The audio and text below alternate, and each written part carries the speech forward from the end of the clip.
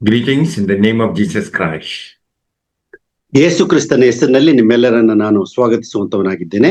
Welcome to this Kannada Sunday service of Ebenson Ministries. ಈ ಒಂದು ಭಾನುವಾರದ ಎಬೆನ್ಸನ್ ಮಿನಿಸ್ಟ್ರಿಯ ಕಾರ್ಯಕ್ರಮಕ್ಕಾಗಿ ನಿಮ್ಮೆಲ್ಲರನ್ನು ಕೂಡ ನಾನು ಸ್ವಾಗತಿಸುತ್ತೇನೆ.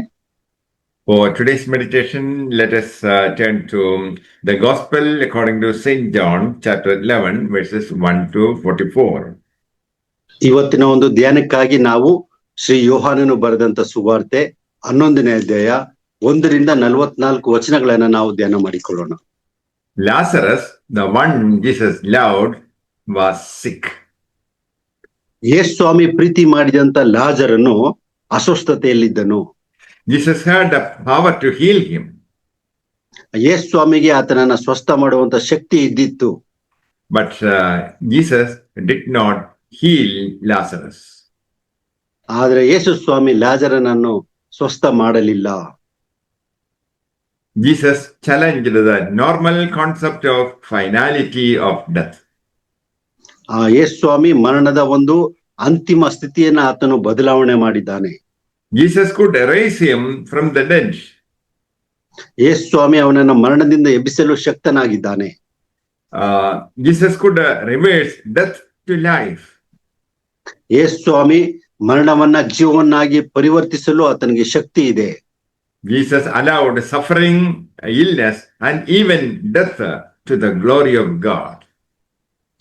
ಮರಣವು, ಕಾಯಿಲೆಗಳು ಮತ್ತು ಮರಣವನ್ನು ಕೂಡ ದೇವರು ತನ್ನ ಮಹಿಮೆಗಾಗಿ ಉಪಯೋಗಿಸಿಕೊಳ್ಳುವವನಾಗಿದ್ದಾನೆ. Jesus said, I am the resurrection and life. ಯೇಸು ಸ್ವಾಮಿ ಹೇಳಿದ್ದಾರೆ, ನಾನೇ ಪುನರುತ್ಥಾನವೂ ಜೀವವೂ ಆಗಿದ್ದೇನೆ. By raising Lazarus from the dead, Jesus proved he had full authority to command death and life. ಲಾಜರನನ್ನು ಸತ್ತವರೊಳಗಿಂದ ಎಬ್ಬಿಸಿದ್ರಿಂದ ಆತನಿಗೆ ಜೀವದ ಮೇಲೆ ಮರಣದ ಮೇಲೆ ಅಧಿಕಾರ ಇದೆ ಎಂಬುದಾಗಿ ಆತನು ತೋರ್ಪಡಿಸಿದ್ದಾನೆ. By raising Lazarus from the dead, he showed the extent of his power. ಯೇಸು ಸ್ವಾಮಿ ಲಾಜರನನ್ನು ಮರಣದಿಂದ ಎಬ್ಬಿಸುವುದರ ಮುಖಾಂತರವಾಗಿ ತನ್ನ ಶಕ್ತಿಯನ್ನ ತೋರ್ಪಡಿಸಿದ್ದಾನೆ. In Adam, man dies for the consequence of sin. ಆದಾಮನ ಮುಖಾಂತರವಾಗಿ ಪಾಪದ ಕಾರಣ ಆತನು ಮರಣಕ್ಕೆ ತುತ್ತಾಗುತ್ತಾನೆ. Believers in Christ have eternal life. ಯೇಸು ಸ್ವಾಮಿಯನ್ನ ನಂಬಿದಂತವರಿಗೆ ನಿತ್ಯ ಜೀವದ ಭಾಗ್ಯ ಇದೆ. They die in Christ. ಅವರು ಕ್ರಿಸ್ತನಲ್ಲಿ ಸತ್ತವರಾಗಿದ್ದರೆ, Jesus died for our sins. ಯೇಸು ಕ್ರಿಸ್ತನು ನಮ್ಮೆಲ್ಲರ ಪಾಪಕ್ಕಾಗಿ ಸತ್ತವನಾಗಿದ್ದಾನೆ. So we need not die for our sins. ನಾವು ನಮ್ಮ ಪಾಪಗಳಿಗೋಸ್ಕರ ಸಾಯುವಂತ ಅವಶ್ಯವಿಲ್ಲ. When you die, it is for the glory of God. ನೀವು ಸತ್ತಾಗ ಅದು ದೇವರ ಮಹಿಮೆಗೋಸ್ಕರವಾಗಿರುತ್ತದೆ. God's glory is resurrection. ದೇವರ ಒಂದು ಮಹಿಮೆ ಏನಂದ್ರೆ ಆ ಒಂದು ಪುನರುತ್ಥಾನವೇ ಆಗಿದೆ. Jesus cried out with a loud voice, Lazarus, come out. ಯೇಸು ಸ್ವಾಮಿಯವರು ದೊಡ್ಡ ಶಬ್ದದಿಂದ ಕೂಗಿ ಹೇಳ್ತಾರೆ, ಲಾಜರನೇ ಎದ್ದು ಬಾ ಎಂಬುದಾಗಿ.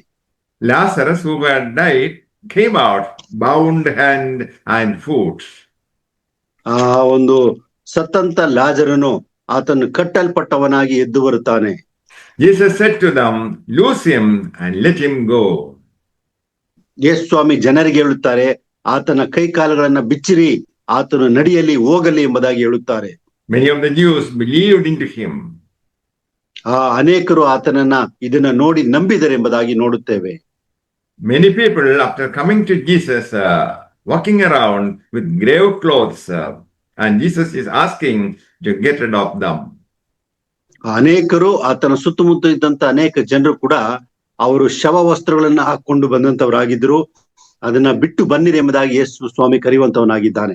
The church, through pastoral care and counseling and word of God, released them from the grave clothes to be involved in God's mission. ಈ ಒಂದು ಶವ ವಸ್ತ್ರಗಳಿಂದ ಸಭೆಯ ಒಂದು ಬೋಧನೆ, ಸಭೆಯ ಒಂದು ಸಮಾಲೋಚನೆ, ಸೇವೆಗಳಿಂದ ಈ ಒಂದು ಶವ ವಸ್ತ್ರಗಳಿಂದ ಬಿಟ್ಟು ಬನ್ನಿರಿ ಎಂಬುದಾಗಿ ಕರೆ ಕೊಡುವಂತವನಾಗಿದ್ದಾನೆ. Daniel chapter 12 verse 2. ದಾನಿಯೇಲನು 12ನೇ ಅಧ್ಯಾಯ 2ನೇ ವಚನದಲ್ಲಿ ನಾವು ನೋಡ್ತೇವೆ, Many of them who sleep in dust of the earth shall awake, some to everlasting life, and some to shame and everlasting contempt. ಇಲ್ಲಿ ನಾವು ನೋಡ್ತೇವೆ, ಧೂಳಿನ ನೆಲದೊಳಗೆ ದೀರ್ಘ ನಿದ್ದೆ ಮಾಡುವವರಲ್ಲಿ ಅನೇಕರು ಎಚ್ಚೆತ್ತು ಕೆಲವರು ನಿತ್ಯ ಜೀವವನ್ನು, ಕೆಲವರು ನಿಂದನೆ, ನಿತ್ಯ ತಿರಸ್ಕಾರಗಳನ್ನು ಅನುಭವಿಸುವರು ಎಂಬುದಾಗಿ. The first resurrection pertains to every believer who received life of Christ. ಯೇಸು ಕ್ರಿಸ್ತನ ಜೀವನವನ್ನ ಸ್ವೀಕರಿಸಿದಂತವರೆಲ್ಲರಿಗೂ ಕೂಡ ಪುನರುತ್ಥಾನದ ವಾಗ್ದಾನವಿದೆ. The second resurrection will include all the wicked who had not accepted Jesus Christ.